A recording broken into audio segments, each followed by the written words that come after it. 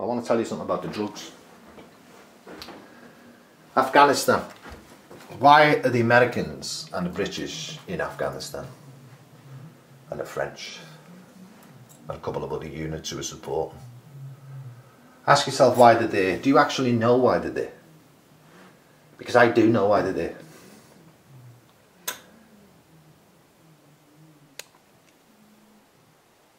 They wanted to stop the flow of heroin. Not the British or the Americans. The people in that country.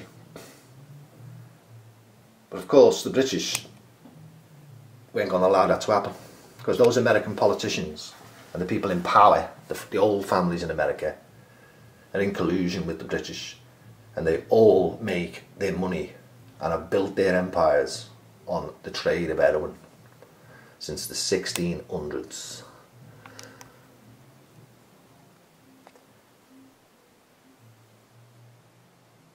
So what happened as soon as they went out there to Afghanistan and went to war, which nobody knows why they're there. I know, and thousands of people like me know. I'm talking about the average person does not know why they're there.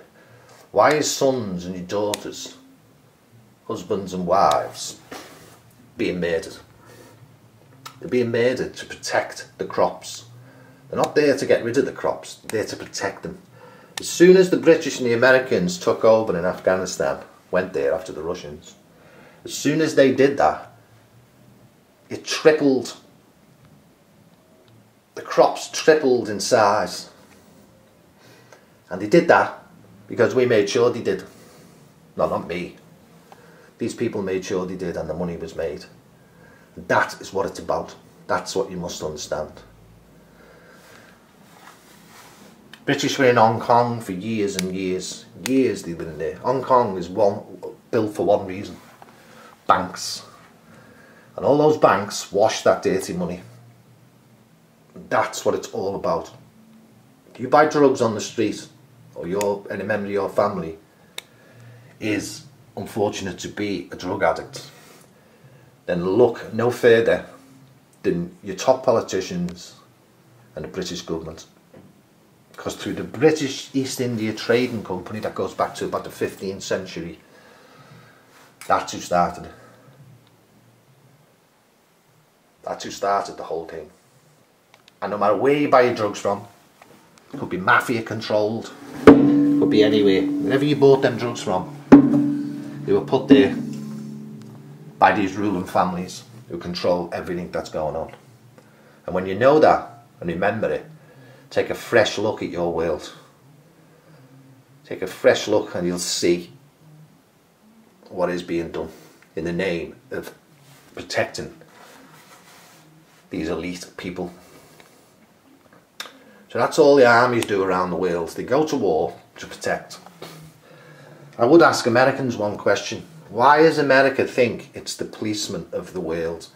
That's what you're being told, it's the policeman of the world. And you're being told by phonies like Obama and the Clintons of the world and all these people, you're being told that it's for freedom. It is not. The United States of America has never gone into a country and gave it freedom. Never once.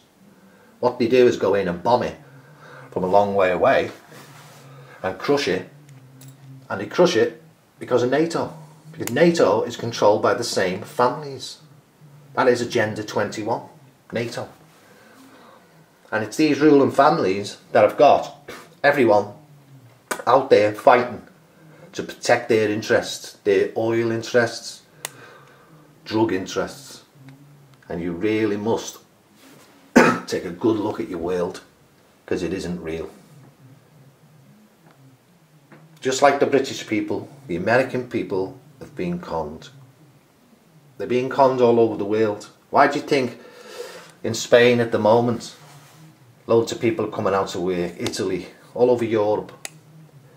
Because the countries can't afford the exorbitant interest rates on the loans that they're asked to pay. Same as they do in the States. You're living on borrowed money. Same as they are in England. But you never hear them say on the news, who do we owe the money to? You'll never hear that statement. And who we owe the money to is these ruling families. They are setting the rates. in America, why don't you print your own money? Why don't we do it in England? Why does a private company print the money of the country? Ask yourself that. Why? Because it's these people who control the flow of the money. And this recession is all man-made. Man-made totally to keep us in line. And that's what I'm trying to tell you. You really should get up one morning, open your eyes and take a look at the world around you. Stop believing all the bullshit you're being given and told. Here in the UK, people like me get laughed at. Well, people like me are right. All the things I've heard and mentioned here now, and I've been talking about for years, have come true. They've come true in my lifetime. That proves I'm right. And people who know me know that I've said this 10 years ago, this is going to happen. No, it's not. Yet it is. And what have we got? It happens. And it's not because I'm a genius. It's nothing to do with that. It's because I'm awake. I'm looking at the reality for what it is. And that's what I'm hoping other people may do. We won't change it. We won't change it at all. There's no chance, not a chance in hell of changing what's about to happen. No amount of marching or demonstrations will change what's about to happen. It's too late. But we can know and we can understand why it's there. Every time you see someone in a suit on the TV talking bollocks to you, pretending they're for you and they're going to help you, think again. The real gangsters in this world aren't on the street corners with hoodies on. They're not on the street corners. They're in suits. The real people that are doing all the damage are in suits, pretending to be oh so righteous. And the sooner you understand that, and if you take the time out to follow where they go, pick one of your politicians, pick a name, anyone, whatever country you're in, and then start researching who actually backs him. How did he get there? How did she get there? And you'll soon realise. Start looking at the companies you're shopping and working. Search for the facts and you'll find out that when you get to the very top, all the organisations, Oxfam here in the UK and all over the world, it's a phony organisation. The people who are actually doing the good on the ground don't understand that, they don't know that. It's at the very top. Same as nuclear power. They would have you believe nuclear power is bad. It isn't bad. What it is cheap. And they're never going to let you have cheap power because it means they'll make less money. You have to understand anything they put in your way or show you is fake. There'll be a reason for it. That's why the world is the way it is. Sovereignty is not going to be allowed in one world government in the New World Order, which is on us now. That's why all the countries in the Middle East have been battling and you've been getting the wrong information. It's all coordinated. What you see isn't true. Don't believe none of the bullshit. Every person with an IQ more than 30 who understands and has looked at the situation of what's going on, know. They know that 9/11 was done from the inside. It was done by the likes of Dick Cheney, the likes of Bush, and other people around that government, built around that government. That's how it was done. It was not done by some fake terrorist. And you have to understand that. You have to know, see beyond what you're given, the information you're given. And if you're really new to all this and you don't really understand a lot of it, and you just want to dip your toe in the water, forget the newspapers. A good place to start would be Webster Griffin Tarpley. It's got a site, just type in Webster Tarpley and go on the site. And you'll find out the real news, what's happening and why it's happening. From somebody who's an historian and is on the money and researches it.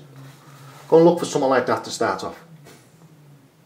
But don't ever take what you see in the media as real. In the UK, especially where I come from, Liverpool, in the 90s there was a disaster. 96 people got crushed to death at the ground. And all those years later, they've never had justice. And it's finally come out now. that everybody lied. Government, police lied. And they've had to exonerate those poor dead people who died. Newspapers printed all kinds of lies about them. The gutter press. But it's now come out that it was all collusion to cover their asses. And that makes me personally very happy to find out that someone got a bit of justice after all these years. And that's just one case of how these things work. So I suggest you really, really try and think about where you are and what is actually happening. And as reading material, you can't beat, I think that Dr. John Coleman's book, The Story of the Committee 300, is an excellent way. Also a devastating way to find out how it's all been fixed in front of you for hundreds and hundreds of years. If you need to know about the drugs trade, there's lots of stuff out there, but the best one is a document which was by the American Customs, which tells you exactly who's to blame for it. You can find that document and read it online. It's called Dope Inc.